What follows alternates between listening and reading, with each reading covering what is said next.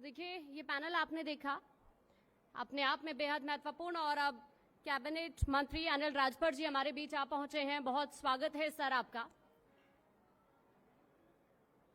तो देखिए आगे हम बहुत सारे पैनल्स भी करने वाले हैं इसी तरह से, लेकिन एक छोटे से ब्रेक के लिए हम यहां पर रुक रहे हैं।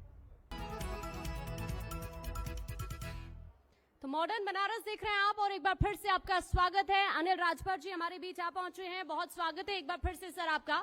देखिए पैनल आगे उनके साथ हम शुरू करेंगे, लेकिन उससे पहले काशी की भव्यता पर हम कुछ सुनाने वाले हैं आपको, क्योंकि यहाँ कुछ गायक इस वक्त हमारे बीच मौजूद हैं। मासूम अली जी इस वक्त हमारे बीच मौजूद हैं, जो आपको बताएंगे कि काशी क्या बोल रहा है। मासूम अली जी बताइए जनता को।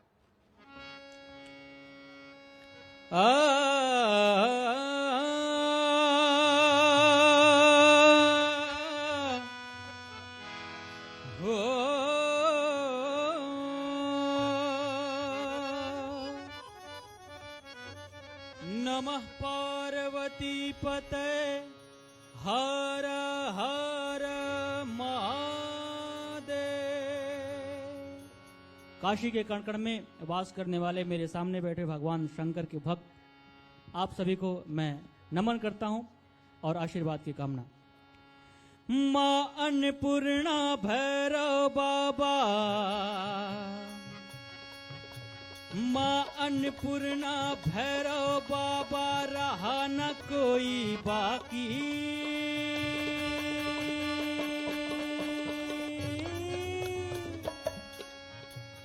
बम बम बोल रहा है काशी, बम बम बोल रहा है, बम बम बोल रहा है काशी, बम बम बोल रहा है।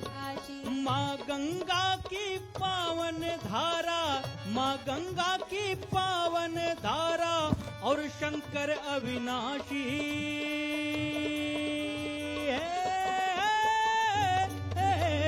बम बम बोल रहा है काशी, बम बम बोल रहा है।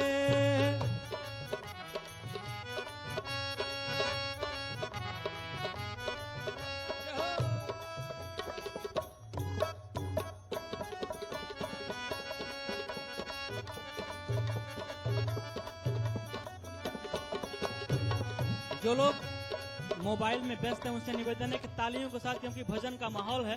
ओ शीतला के शीतल छैया में, दुर्गा जी के अंगनैया में, दुर्गा जी के अंगनैया में, शीतला के शीतल छैया में, दुर्गा जी के अंगनैया में। अर्जी सभे लगावेला, अर्जी सभे लगावेला, बन करके इनकर दासी। बम बम बोल रहा है काशी, बम बम बोल रहा है काशी, बम बम बोल रहा है काशी, बम बम बोल रहा है।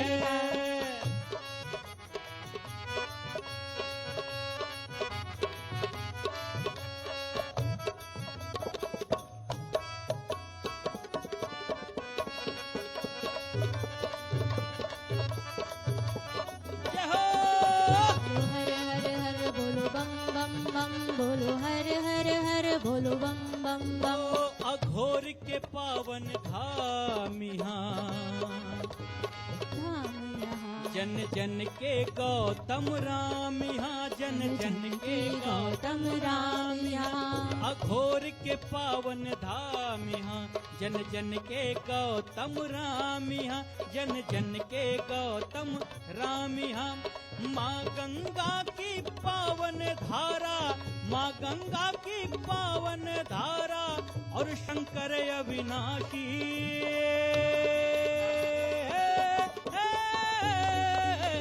बम बम बोल रहा है काशी, बम बम बोल रहा है।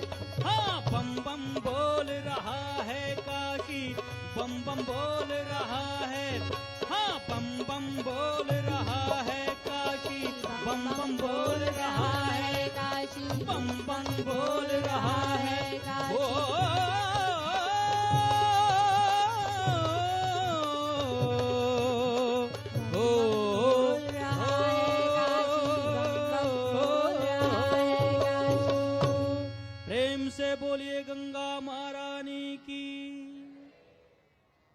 Thank you so much.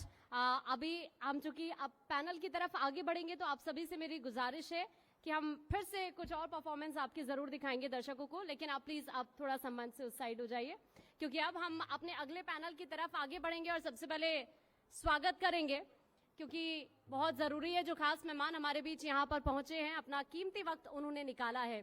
तो देखिए, अनिल राजभर जी से भी प्रदेश की राजनीति को लेकर भी चर्चा होगी और जो विभाग उनके पास है उनको लेकर भी हम चर्चा करेंगे, क्योंकि अपने आप में बहुत जरूरी है। थोड़ा सा मैं आपको अनिल राजभर जी के बारे में भी बता देती हूँ।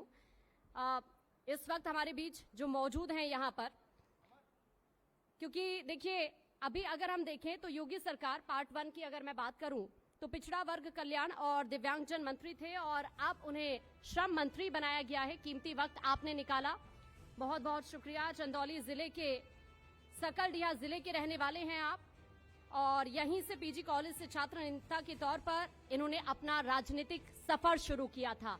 और अब मैं मंच पर बुलाना चाहूंगी आपको। सर आप प्लीज मंच पर आएं और साथ ही रमेश चंद्रा सर आप भी प्लीज मंच पर आएं। सबसे पहले बुके भेजकर स्वागत करेंगे अनिल राजभर जी का, जो इस वक्त हमारे बीच मौजूद हैं। 1994 में छात्र संघ अध्यक्ष बने और फिर जिला पंचायत सदस्य चुने गए। उसके बाद राजभर पहले समाजवादी पार्टी के हालांकि हिस्सा रहे थे, लेकिन उसके बाद जैसे जैसे सफर आगे बढ़ता गया तो 2017 में शिवपुर से विधायक चुने गए और योगी सरकार में कैबिनेट मंत्री बने और एक बार फिर से उन्हें 2022 में भी एक बड़ी जिम्मेदारी मिली है। Thank you so much Ramesh sir. और साथ ही अब मैं अपने सहयोगी जेपी को मंच पर बुलाना चाहूंगी, जो इस पैनल में मेरे साथ यहाँ पर मौजूद रहेंगे और अनिल राजभर जी से जो सवाल आपके मन में चल रहे हैं उन सवालों का जवाब जानने की हम कोशिश करेंगे। Over to you JP. शुक्रिया कांक्षा। तो आप सभी दर्शकों का बहुत बहुत स्वागत है और देखिए आप हमारा खास कार्यक्रम मॉडर्न बनारस देख रहे हैं और वो भी गंगा घाट से और टेंट सिटी से। ये सीधा लाइव हम आपको दिखा रहे हैं और देखिए हम तमाम मसलों पर बात करेंगे। तमाम हमारे जो सेक्टर से लोग हैं, चाहे वो स्वास्थ्य सेक्टर से हो या रियल एस्टेट से हो, वो क्या वाकई में मॉडर्न बनारस बन रहा है और या आगे कितना बदलाव हम देखेंगे। हमारे साथ आपको बता दें योगी सरकार में मंत्री हैं अनिल राजभर जी, आपका बहुत बहुत स्वागत है। आप शिवपुर विधानसभा से विधायक भी हैं। सबसे पहले सर मॉडर्न बनारस की बात कर लेते हैं। वाकई में जो हमने नाम दिया है, हमने थीम रखी है मॉडर्न बनारस, आप मानते हैं या और अभी आपको लग रहा है कि और भी अभी हम बदलाव करेंगे इसमें? नहीं, सबसे पहले तो मैं आपकी पूरी टीम का बाबा विश्वनाथ की धरती पर और देश और दुनिया के सबसे लोकप्रिय नेता, काशी के सांसद, पूज्य प्रधानमंत्री नरेंद्र भाई मोदी जी के संसदीय क्षेत्र में आप सब लोगों का मैं अभिनंदन करता हूं और आपके जो जितने भी सम्मानित दर्शक इस कार्यक्रम को देख रहे हैं मैं उनका भी स्वागत करता हूं। बिल्कुल देखिए, प्रधानमंत्री जी के विकास के मॉडल को आज काशीवासियों ने अंगीकार किया है, स्वीकार किया है।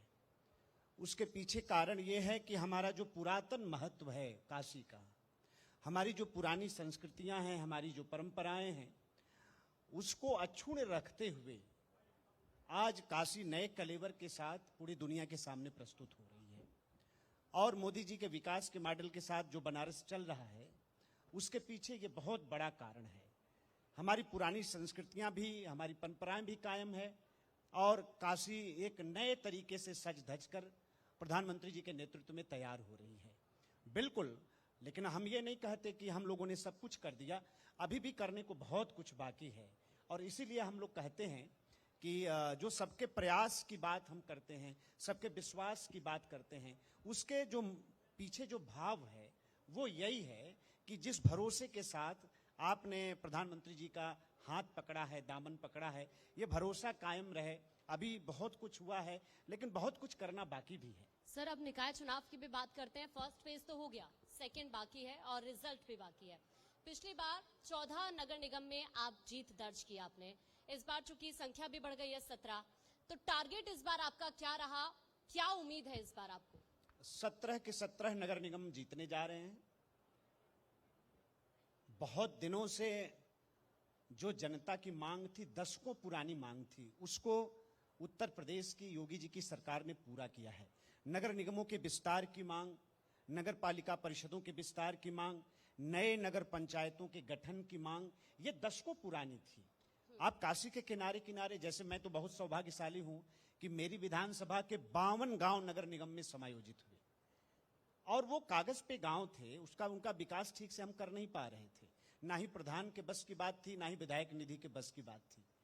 लेकिन आज नगर निगम में वो समायोजित हुए तो वहां की जो जनता है हमारी, उनकी उम्मीदों का, उनके सपनों का एक चिराग रोशन किया उत्तर प्रदेश की सरकार ने, और उस कारण भी एक बहुत बड़ा समर्थन हम लोगों को मिल रहा है। तो 17 के 17 नगर निगम हम जीतेंगे।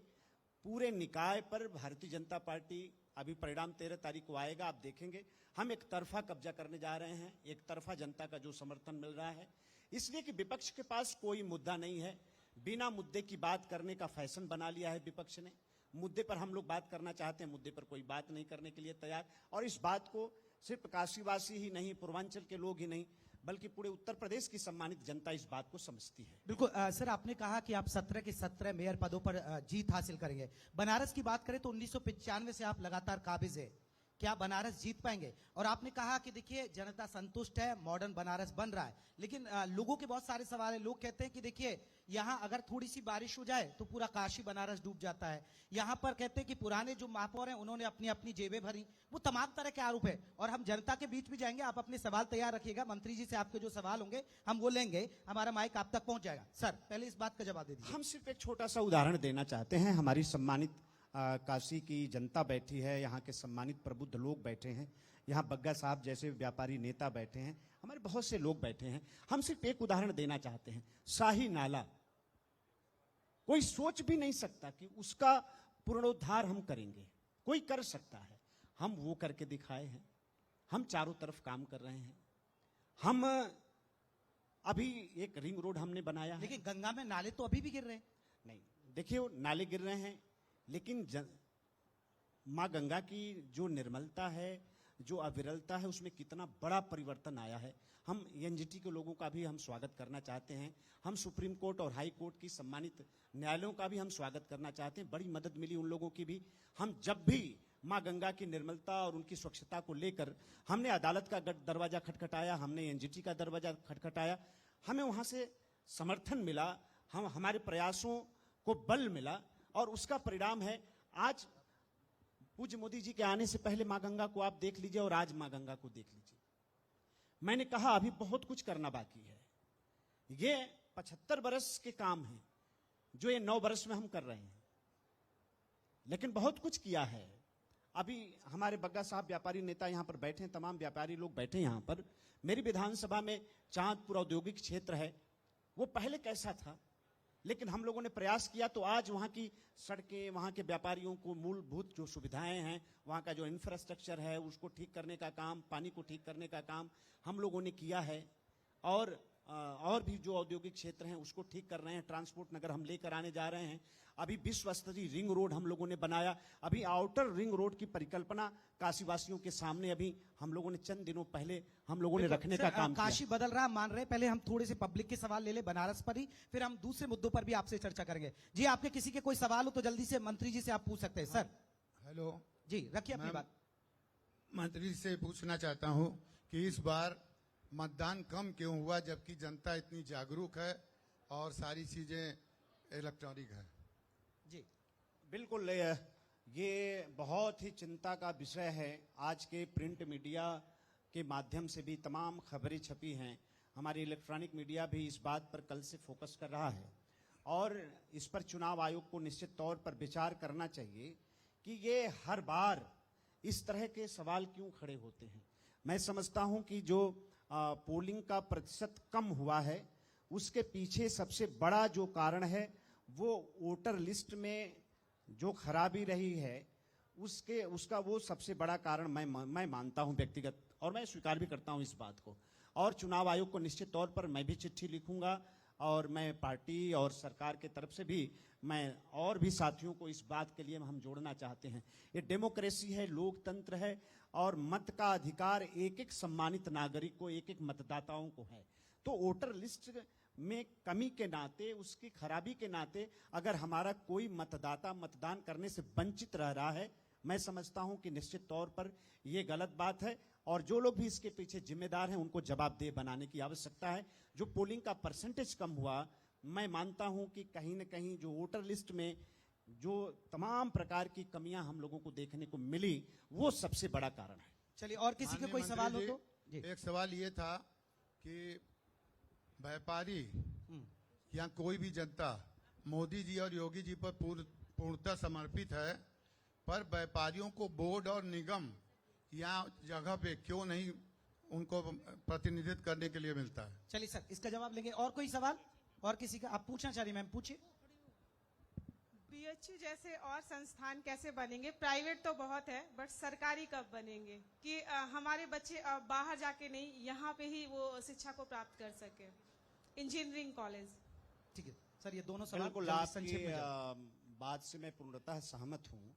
और अभी देखिए, हम लोगों ने कई आईटीआई हम लोग लेके आए हैं, अभी पॉलिटेक्निक हम लोग लेके आए। हमारी सम्मानित उद्घोषिका महोदय हमारा परिचय करा रही थी कि मेरे पास दिव्यांगजन और पिछड़ा विभाग पिछले गवर्नमेंट में था। अभी मैं 32 करोड़ रुपया का एक दिव्यांगजनों के लिए अलग से मैं विद्यालय लेके आया हूं। वो जालूपुर जो विकास खंड चिरई गांव में पड़ता है, वहां पर उसका निर्माण प्रारंभ होने जा रहा है। और आपने आईटीआई इंजीनियरिंग की बात कही, तो सरकारी आईटीआई इंजीनियरिंग ये पूज्य प्रधानमंत्री जी का संसदीय क्षेत्र है। हम आपकी भावनाओं का सम्मान करते हैं और निश्चित तौर पर मैं इस पर निश्चित तौर पे मैं पहल करूंगा। आप सब लोगों की भावनाओं से पूज्य प्रधानमंत्री जी को भी, मुख्यमंत्री जी को भी निश्चित अवगत कराऊंगा। चलिए, हमारे बीच रविंद्र जायसवाल जी भी आ गए। बहुत बहुत स्वागत है सर। आप वाराणसी के उत्तरी विधायक हैं, आपसे भी हम चर्चा करेंगे, तमाम मसलों पर बात होगी आपसे। सर, अब अगले पड़ाव पर बढ़ते हैं। अब सियासी कुछ बातें हो जाएं, ये विकास की बात हुई। राजभर का बड़ा लीडर कौन? ओपी राजभर है या अनिल राजभर? देखिए, हम लोग तो पूज्य प्रधानमंत्री जी की परंपराओं को आगे बढ़ाने वाले लोग हैं, तो लीडर बनने का कोई शौक नहीं है। हम लोग तो सेवक बनने में ही अपने आप को सौभाग्य अपना समझते हैं। तो रात दिन उस गरीब वर्ग की हम लोग सेवा कर रहे हैं। और जिन लोगों का नाम आप ले रहे हैं, वो लोग अपने परिवार से बाहर निकल नहीं सकते। अपना भला और अपने परिवार का भला कैसे हो, बस इस बात के लिए राजनीति में आए हैं। आप एक उदाहरण नहीं बता सकते कि अपने समाज के लिए एक कोई काम किया हो, जिस महापुरुष के लिए का नाम जोड़कर पार्टी बनाया उन्होंने। सर, अभी तो राजभर प्रेम भी उमड़ रहा है। अभी आप देखिए, चाहे निकाय चुनाव ले लीजिए, इससे पहले भी कई सारे फोटो राजभर के भी वायरल हो रहे हैं, ओपी राजभर के। और अभी निकाय चुनाव में भी बीजेपी की जीत का ओपी राजभर जिक्र कर रहे थे। डिप्टी सीएम से मुलाकात हुई है, डिप्टी सीएम से मुलाकात आपके प्रति काफी। असल में वो बेचारे परेशान हैं, चारों तरफ से दरवाजा बंद हो गया उनके लिए। उनकी छड़ी बिना सहारे की खड़ी नहीं होती। वो सहारा खोज रहे हैं बेचारे, सहारा कहीं मिल नहीं रहा है। तो उस परेशानी में कभी कुछ कहते हैं, कभी कुछ कहते हैं। मतलब इतना कंफ्यूज नेता आप पूरे देश में नहीं देख सकते किसी को। तो जो जिसके मन में कहीं स्थिरता ना हो, इतना कंफ्यूजन हो, वो अपने समाज का क्या भला करेगा और अपना क्या भला करेगा।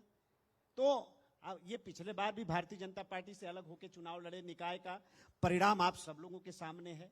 और इस बार भी लड़े हैं हमसे अलग होकर। 13 तारीख को परिणाम आ जाएगा। सर, एक बात बताइए, क्योंकि ओपी राजभर तो इस बात का बार बार जिक्र कर रहे हैं कि हमारे समाज के लिए कुछ नहीं होता, हमारे समाज के लिए कोई सरकार कुछ नहीं कर रही है। नहीं। अनिल राजभर से मेरा ये सवाल है, आप क्या कर रहे हैं? राजभर समाज को आगे ले जाने के लिए प्राथमिकताएं आपकी क्या है? नहीं, देखिए, राजभर समाज है, हमारे समकक्ष भी बहुत से लोग हैं।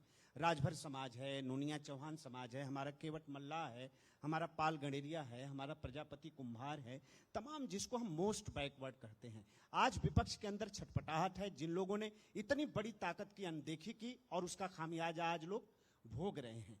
हम सब लोग किस्मत वाले हैं कि हम जैसे परिवार में पैदा होने वाले आज एक नेता, आज जो पूरे देश का ही नहीं दुनिया का नेतृत्व मोदी जी आज कर रहे हैं। बहुत संतोष है। और उनके नेतृत्व में मैं आपको बताना चाहता हूं कि तमाम जो हमारी विमुक्त जातियां हैं, जिसमें राजभर भी आता है, जिसमें केवट मल्ला भी आता है, प्रजापति कुम्हार भी आता है, तमाम अति पिछड़ी जातियां आती हैं। हमारी सरकार ने उसका सर्वे कराने का फैसला किया है। और ये समाजवादी पार्टी, बहुजन समाज पार्टी, जिनके साथ गठबंधन में चुनाव लड़के आए, ओम प्रकाश राजभर अभी ये विमुक्त जाति का प्रमाण पत्र बनाना बंद कर दिया इन लोगों ने। उस प्रमाण पत्र को हम चालू करने जा रहे हैं। उस प्रमाण पत्र का मतलब ये होता है कि एससी और एसटी के जो हमारे छात्र हैं उनके बराबर सुविधा हमारे अति पिछड़े समाज के जो बच्चे हैं, हमारे नौजवान हैं, जो छात्र हैं, उनको मिलने जा रही है। अभी राष्ट्रवीर महाराजा सुहेलदेव राजभर के सम्मान में उनका स्मारक हम बहराइच में बनाने जा रहे हैं। बहराइच का मेडिकल कॉलेज उनके नाम पर हमने बना दिया। हमने आजमगढ़ के अंदर उनके नाम पर विश्वविद्यालय हमारा बन के तैयार हो रहा। गाजीपुर से लेकर दिल्ली तक उनके सम्मान में पूरे समाज के गौरव को बढ़ाने के लिए हमने सुपरफास्ट ट्रेन चलाने का काम किया।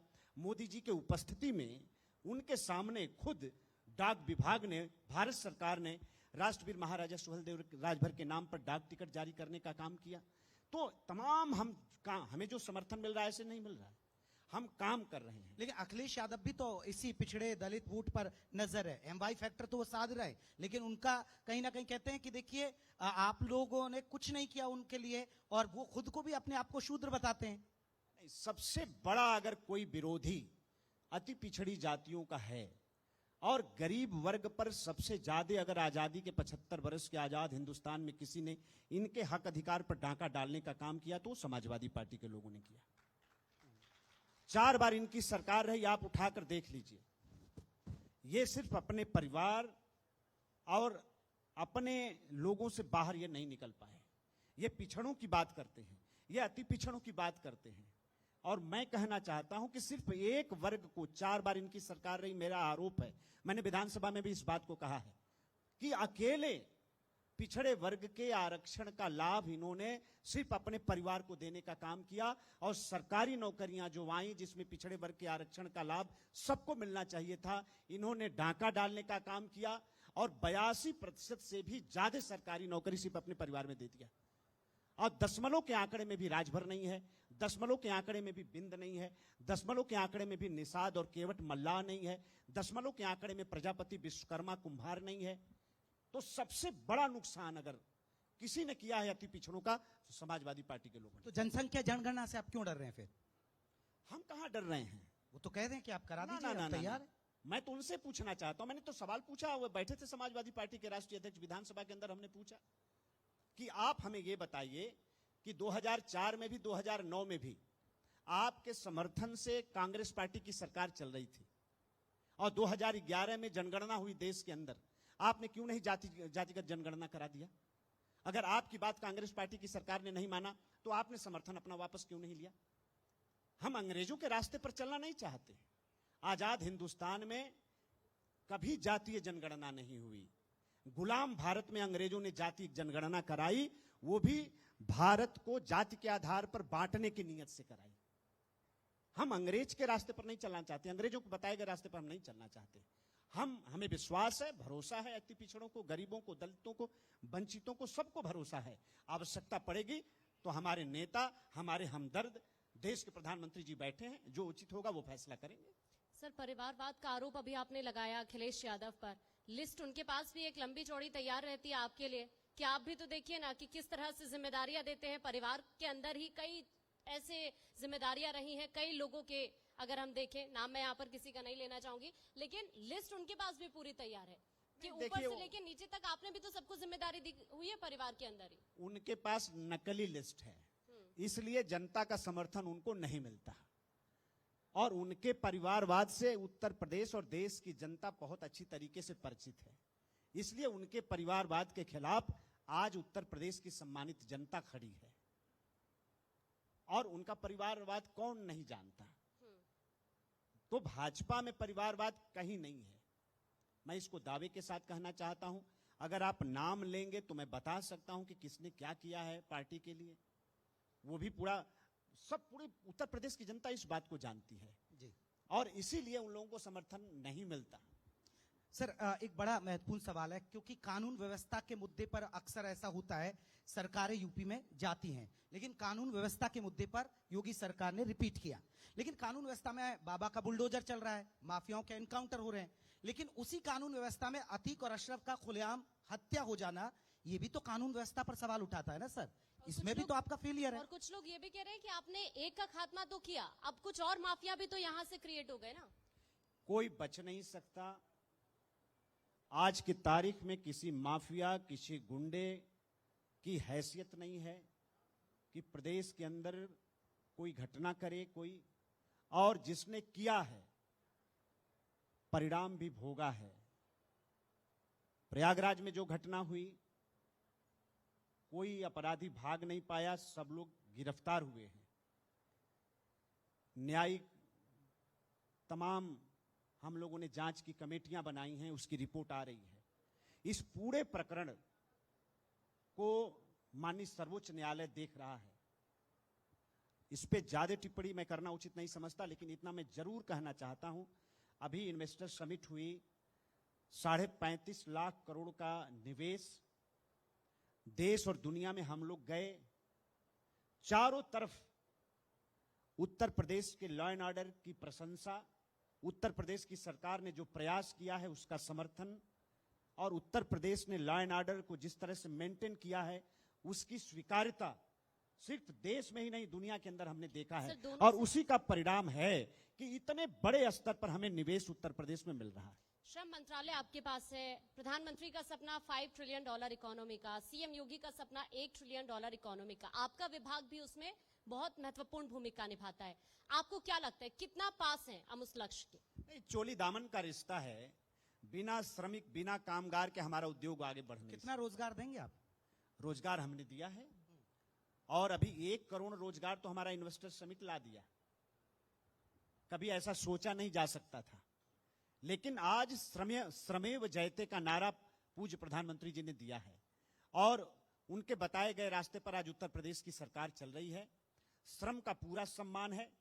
हमने 5 साल का जो खाका खींचा है, पूरे उत्तर प्रदेश को बाल श्रम मुक्त करने का हमारा संकल्प है, और जो हमारे श्रमिक के बच्चे हैं उनकी जिंदगी बेहतर हो, आने वाले दिनों में उनका भविष्य अच्छा हो, और देश के निर्माण में वो भागीदार बन सकें, विकास के रास्ते पर वो आगे बढ़ सकें।